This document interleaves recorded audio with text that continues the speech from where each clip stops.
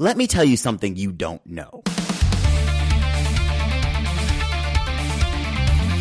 Superheroes are a genre. Yeah, cut that. Let's not waste any more time. Y'all know how we do it. To Be Hero X is one of the best anime Or donghua, if we're being technical. this year, and it's actually the third season of an already existing franchise. No more bullshit, no more intro. Time to do what I do best and turn back the clock and explain why this franchise is so good, why you might want to watch them all, and the journey one director took to perfect his craft.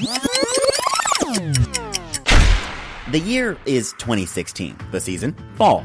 Haikyuu is airing its incredible third season. Yuri on Ice is taking over the world. Keijo is unlocking new fetishes. Iron-Blooded Orphans is airing its second season. Shout out Gundam. Izetsu the Last Witch is the best new show of the season. Heavy hitters like Naruto Shippuden, Dragon Ball Super, and JoJo's Part 4 are still airing new episodes, and Flip Floppers had no right being that well animated. Am I the only one who remembers Flip Floppers? Anyone? No, whatever. And Lon Studio, the same Chinese animation studio behind Link Click, by the way, would put out an OVA miniseries titled To Be Hero. Now, this is the part where I tell you that To Be Hero fell off a lot of people's radar because of all the popular titles I listed earlier. But not really. The show never really blew up because it kind of sucked. If you've been around the anime community long enough, you know that anime or anime-inspired shows produced outside of Japan are already at a disadvantage. Unless you're Avatar the freaking Last Airbender, they never reach that mainstream status. But with shows like Link Click gaining a cult following, we are seeing that shift. More on that in the linky in the top right corner. So yes, To Be Hero was already at a disadvantage with its target audience. But that doesn't change the context of the show being kind of bad. Director and writer Lee Hao-lin decided to start his animation anthology series off as a gag superhero parody series about this no-good dad Ulsan gaining superpowers, but he's transformed into an ugly bastard in the process, and now he not only has to defend the Earth from aliens, but also convince his daughter Min-chan that he's her dad and not some creep that snuck into their apartment. By the way, Min-chan kicks ass. Now, I'm not sure if I'm forgetting 2016's humor, but the jokes are cringe and tropey. There's an unhealthy amount of ass jokes in this show. And the plot barely seems to move because you're hardly laughing. Don't get me wrong, it's not like the entire show is unfunny. There are some scenes that had me cracking up, shout out to Chicken Overlord. But it's a 50-50 split, and a very noticeable 50-50 split. The two saving graces are the fact that each episode is only 11 minutes, And thank God they were. it takes no time at all to watch the entire show, and that the animation style is similar to Mob Psycho. Who coincidentally premiered its first season the season before, so these two shows were in production around the same time and still came out with similar styles. That's pretty cool. But alright, RJ, what's the catch here? Why would I go back and watch this show when you're telling me it's terrible?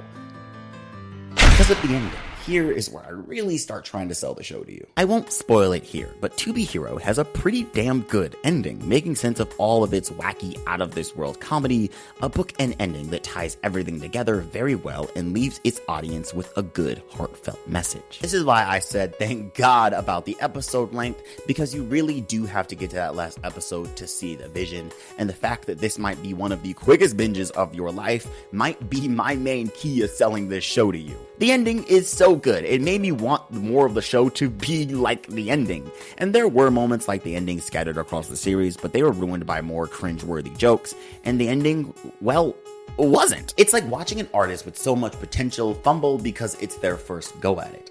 And I think this is what happened with Lee Hao-lin. This anime had all the tools for success, but still missed the mark, forever being lost within the anime timeline, and maybe it should stay like that. I don't know. You tell me in the comments below. And even after watching that solid 6 out of 10 show, I'm being nice, I still believed he could give us something better. Something more profound, but still has his trademark comedy style. And I think Lee Hao-lin believed the same thing.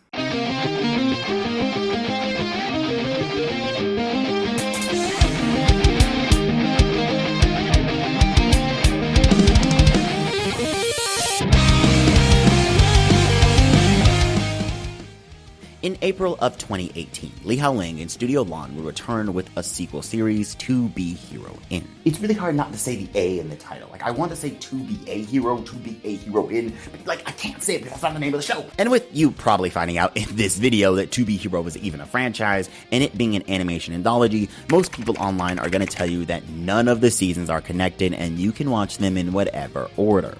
That is a big fat lie. To Be Heroine is a direct sequel to Be Hero, and not only spoils the ending of the series, but also includes the daughter of the first series, Min-chan, as the entire second series is about her friend Futaba. That was a mouthful. I'm gonna need to drink some water. And Futaba's story is a little different. We start the story off with Futaba being transferred to another world, and oh my god, is this shit an Easter? Hold on. Let it cook. We're also introduced to our first unique power system in this franchise, something the later seasons does very well, but the power system in this show is called Speakloves, where the user is able to summon different familiars by taking off articles of clothing. Weird, but the show barely has any fan service in it, as Futaba mainly removes sweaters, jackets, and socks. Unlike some other anime, get your mind out of the gutter. But the strangest part about this new world is that it's not new at all. The residents all seem to be talking babies, but the babies share a name and personality with people that Futaba knows in her own world. Futaba is tasked with dispelling an unexplainable darkness and bringing back light to this world, and we're taken through several sets of her memories as we try to solve the mystery of this darkness in a way more serious, yet still comedic, coming-of-age story. There is so much going on in this second season. Action, comedy, isekai, romance, and even tragedy, and you think Lee Hao-ling is doing too much, but it somehow all fits together as you get invested in both her isekai world and her world back at home. A really cool detail about this show that I enjoyed is that in the isekai world they speak Japanese, and in the real world they speak Chinese. This anime literally has two different languages in it. A duality that really makes the show stand out. You can see the team learned from their past mistakes with the first season, as you don't have to wait to get to the good part with this one. It's just good from the start. Futaba is way more of an interesting MC as she struggles to accept that things change. Hikaru, our main baby character, is not only a merch cash cow because he's freaking adorable, but also serves as a good comedic relief because he lightens the mood in and outside the story. New, fully fleshed out characters, villains with real-life disturbing motives, familiar faces, and Min-chan still kicks ass. As much as an upgrade as this was, To Be Heroine is not without its faults. You see, the anime is only 7 episodes, and I think Lee Hao-ling needed way more time because the ending is rushed as hell. Trying to wrap up all the plot points in a single episode wasn't the best, and it's ironic how he nailed the ending of the previous season but fumbled this one. Although I doubt he chose to make it 7 episodes, it was probably TV restraints. But it did hurt the show because the world building and supernatural aspects weren't fully explored. In fact, by episode 4 and onward, you almost forget that this is an isekai because she spends most of her time in the real world. Actually, after episode 4, she spends all her time in the real world. I still recommend this one because the animation was better, the comedy was funnier, the plot made a lot more sense, and the story was way more thought out than the first season. Lee Hao-ling had proven me right that he had the potential to make something great.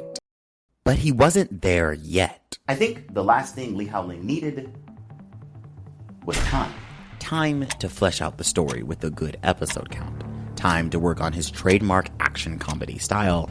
Time to tell something that would not only defy audiences' expectations, but leave us speechless. And that takes us to today. Deeper cover, spotlight, lover. To say that To Be Hero X is an upgrade for this entire franchise would be an understatement. The collaboration efforts of Billy B, Aniplex, PB Animations, Hairplant Animations, and Studio Lon, assembling like they're the freaking Avengers, To Be Hero X follows the story of several heroes as they try to break into the top 10 rankings for their own personal reasons and backstories. We start with Lin Ling, a member of the marketing team who witnesses one of the heroes' Nice unalive himself. Oh my God. And has the unlucky fate of looking just like Nice. So they do what any other successful business would do. and forced Ling Ling to play the role of Nice so he can fake his way up to the top rank. This new season doesn't even feel like a show from the same franchise. The upgrades are insane, as it seems that Li Haoling, now credited as Hao Lin, took everything he learned and ascended to the next level. He even changed his screen name. Sawano on the soundtrack with not just instrumentals, but multiple new original songs. Crunchyroll streaming it, and it airs on Fuji Television where several other anime premiere, a marketing website for each language the show was dubbed in, a 24-episode lineup, kick-ass promotional art, individual trailers for all the heroes. I am losing my breath reading this line, but they really brought their A-game here. Instead of 2 different languages, the show is being released in Chinese, Mandarin if you want to be literal, Japanese, and English, all at the same time. And as someone who did his research for this video, let me be the first one to tell you, all 3 dubs go stupid, bruh. But the duality doesn't stop there, as this show has 2, count 'em, yes, 2 animation styles. A 3D style similar to Arcane, yet more anime-like, if you know what I mean. Going to need an animator to explain exactly what this style is in the comments below. And a more traditional 2D animation style. And the best part is, the animation style not only switches up mid-episode, but it switches up with the tone of the story. I love this because it's such a perfect example of visual storytelling and something only animation can do. Whether we are watching our heroes rise to the occasion or fall more into despair, the animation changing signifies to us, the audience, that a shift is happening right before our eyes. A visual representation that nothing is like it was before, and the story is moving in a different direction. And what a story it is! You would think that my brief synopsis earlier would tell you everything you need to know as we follow Lin Ling's adventures as he tries to be the hero he thinks Nice was. But you know nothing, Jon Snow. With every single hero we meet, there are points in the story where I thought I had it all figured out. Nice's real identity and Ling Ling choosing to follow the path he wants and not one that's set before him. Yang Chen's insecurities and how he constantly stopping himself from being the best version of himself, whether that is in romance or hero work. Lucky Cyan and constantly having to deal with people using her powers, stopping her from living the life she truly wants. Hero Queen dealing with misogyny, people underestimating her, and her own failures for the first time ever. But after that animation switch up, you realize that all of that was just scratching the surface, and a greater story is being told here in and outside of their individual narrative. These are not just stories that take place in the same universe. Although they happen at different points within the timeline, they are still largely connected. Similar to how Orb connects its individual stories, yet even more connected than Orb. And the biggest connection is the power system. Trust value is an awesome-ass power system as it plays into the fantastic world building of this show and lets anyone become a hero as long as enough people believe that you are one. In other words, the more clout you have, the stronger of a hero you are. This, of course, does not come without its limitations. Your power comes from the people, so the people can not only take it away, but they can also decide how you use it. If they believe you stand firm like Firm Man, then you'll never be able to kneel down again. If they believe you are just Nice's girlfriend like Moon, then you'll never be able to leave his side. If they believe someone is a better version of you, then that person becomes your replacement. If they believe you are evil and are afraid of you, well, then. Of course, you can always find workarounds to these limitations, but convincing massive amounts of people to do anything is not easy. I would know, I've been trying to convince you all to like and subscribe since the video started. Wink wink, hint hint, please please. Trust value is the building block of this entire show, as each character we follow deals with it in their own way. Hell, this entire society does, as everyone is forced to farm for likes. But are they? I don't know if the message of this show is a metaphor for our social media ran society. After all, the show keeps throwing me for a loop.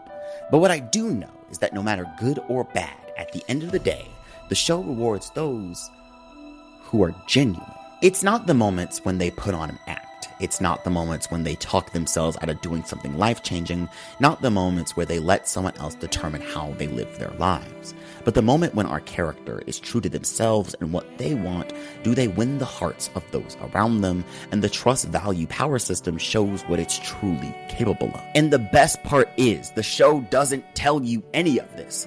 It shows you, bringing it all back full circle to that visual storytelling I was gushing about earlier. We're not told the ins and outs of trust value. We're shown the anxiety, excitement, horror, and prejudice that comes with it. We're not told the X is the best hero. We're shown other heroes mentioning how they want to become X.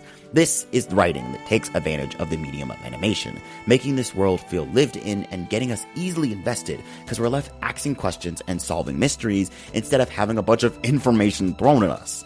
It's not like I don't enjoy info dumps, but writing like this is definitely my preferred style because it's just so natural and brilliant. As of the recording of this video, the show is still airing. So we have plenty of episodes left to cover and more stories yet to be told. But my theory is that trust value is way more powerful when it doesn't come from some superficial marketing strategy, but instead it comes from genuine human emotion that connects us all. I'm not sure if Howlin will connect to Be Hero X back to the first 2 seasons like he's done in the past. I mean, I hope he does, because if he does, that would really sell my point for you to watch them all.